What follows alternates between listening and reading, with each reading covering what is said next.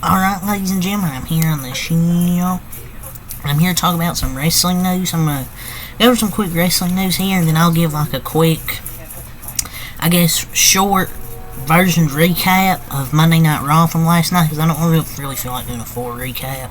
So I'll just kind of go over some stuff from last night that I thought were just noteworthy. It was a good show, by the way. I'd give it like a B plus. I thought it was a really solid show last night. Let's get into it. So AEW has unveiled their new logo and look for Dynamite. So this is AEW Dynamite's new logo. It kind of looks like NXT 2.0 logo. I mean, it don't look that bad, but it kind of does look like NXT 2.0. I'm not going to say it looks great or bad. It kind of just looks like a mid logo, honestly. It kind of looks the same as NXT. I mean, it does kind of have that retro feel. I mean, it looks okay. You can call it, I guess you can call it now AEW Dynamite 2.0. But yeah, that's their new logo. So, per Fightful Select here, AEW has recently suspended Sammy Guevara in connection to the match with Jeff Hardy last month. You know, where he's hitting that shooting star press. He hit him in the knee, hit him in the head with his knee. Jeff Hardy got a concussion. The match, for some reason, continued, and don't know why the referee didn't get suspended or anything, you know, not calling off the match or something like that. I mean, the ref should be held responsible, be suspended for, don't know how long they'll be suspended, doesn't say. How long Sammy Guevara will be suspended, just be suspended, I guess, for giving him Jeff Hardy a concussion. But the referee should be held responsible too for, you know, letting the match continue. You could tell Jeff was out of it. If Sammy got suspended, then I assume the referee did too. If the referee did get suspended, then I kind of question why. Like, you gotta stop the match. I don't know why the ref didn't. He should be suspended, you know, for giving him that concussion, and Sammy Guevara giving Jeff Hardy that concussion, and then the referee should be suspended for letting the match continue, but I don't get it. So in an interview with Chris Van Vliet, interesting quotes here from John Cena that I thought were pretty noteworthy. The first quote here in the interview with John Cena via Chris Van Vliet, he states he was able to turn heel during the feud with The Rock for WrestleMania 28. He said this, he basically said, a new song was prepared, all new gear, 7 new singlets, low-cut singlets with boxing type robes. I was ready to go, but in the end, thought it was a bad idea. Man, we were robbed of some peak John Cena out there. Cena would have fed generations. It sounds like it was Vince McMahon's probably idea. They basically came to the conclusion that if Cena went heel, Rock would have to be as good a babyface as John Cena. It was the Make-A-Wish thing that broke it, most likely. Because, you know, the Make-A-Wish with the kids, like those babyface wrestlers can't really afford to turn heel. Because, you know, with the Make-A-Wish stuff, like John Cena was doing. So I think that's part of the reason he didn't turn heel. He was probably going to during that feud with The Rock. But I think that's what probably it come down to. Either that or Vince McMahon probably scrapped that idea, like he probably did with half the ideas he had. Next one. John Cena was asked what his favorite WWE Championship win is. His answer, end quote, my next one. My next one has a story.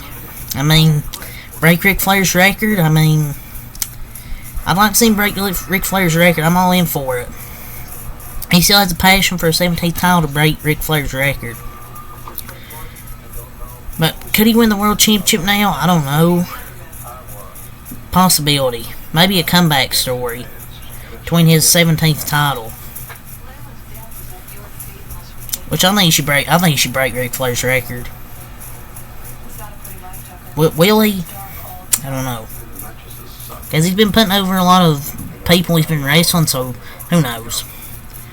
Also during this interview, during the Iron Claw premiere night, John Cena, he states that he told former AEW World Champion MJF Maxwell Jacob Friedman End quote. Maybe we can get you to play for the right team one day. End quote. Period.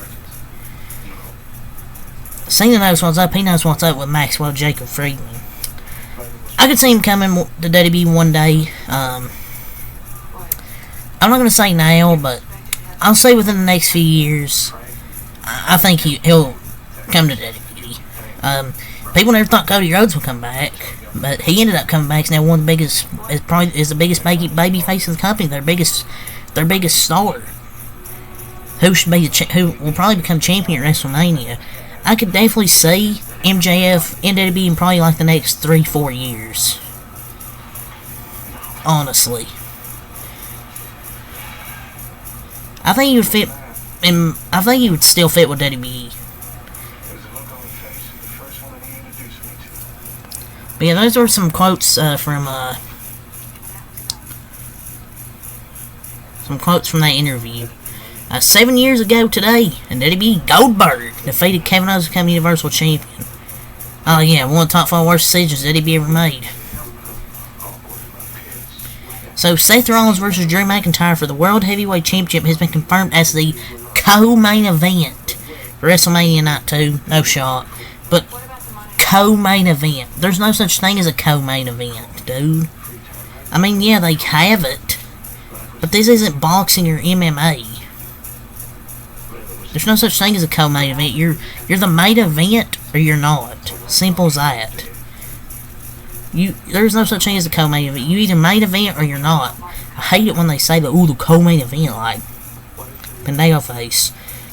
But I think Seth versus Drew will be the second to last match, and the main event will be Cody Roman. Seth faces Drew, he'll probably lose, but then he gets involved in the main event to try and help Cody win the Undisputed Championship. Probably what will happen. Cody Rhodes and The Rock said they'll be at SmackDown this Friday in Dallas, Texas. So Roman, Rock, and Cody and Seth Rollins will be in the same ring in Dallas, Texas on Friday. Friday's going to be cinema, as the kids will say. Cinema. SmackDown's the A show. Having The Rock and Roman, and now having Rock Roman 2 straight weeks. This is going to be a great segment on Friday. I'm definitely going to review SmackDown just for that segment. Everything else, even if it's not that good, that's the only thing I'm really watching for. And probably the stuff with Damage Control. So, we had some breaking news. Well, this isn't really breaking now. This was revealed yesterday. Paul Heyman has been announced as the first inductee into the 2024 WWE Hall of Fame. Well deserved for the wise man, advocate, whatever you want to call him. Brock Lesnar was a Paul Heyman guy. It'd be interesting to see how they, mention that in his Hall of Fame speech. He's mentioned CM Punk, now the wise man. So it's going to be a good Hall of Fame speech. Beyond deserved. I'm glad he's getting in this year. Manager in the history of the business. And Paul Heyman will take his place in the Hall of Fame next month in Philadelphia, PA. Greatest wrestling manager in history. Glad he's getting in the Hall of Fame next month in Philadelphia. It makes sense. I mean, it makes sense. Philly, ECW. It makes sense. It'll be interesting to see how, if they mention Brock Lesnar, with all the stuff, that's happened with him. But honestly, I'm not going to worry about that for now. So AEW officially announces a new pay-per-view, Dynasty, from St. Louis on Sunday, April 21st in 2024. So, this will be April 21st. I think the next pay-per-view is Big Business. I think, where Mercedes will probably debut.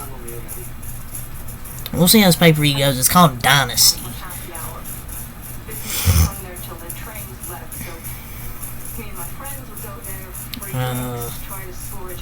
So the Rock and Roman Reigns segment from SmackDown on Friday went over. Oh yeah, I already talked about that, didn't I?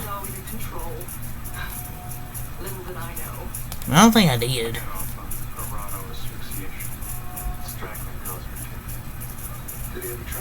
And whatever. But it was basically cut. If I didn't mention, it was basically cut. Naomi and Tiffany Stratton's entrances and shortened the match because Rock and Roman segment went 40 minutes on Friday.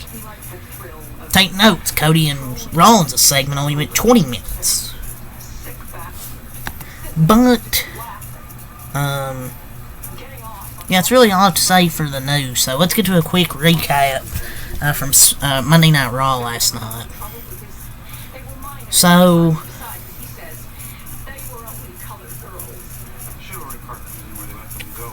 we start off the show with Seth Rollins and Cody Rhodes up there. I thought it was a really good segment.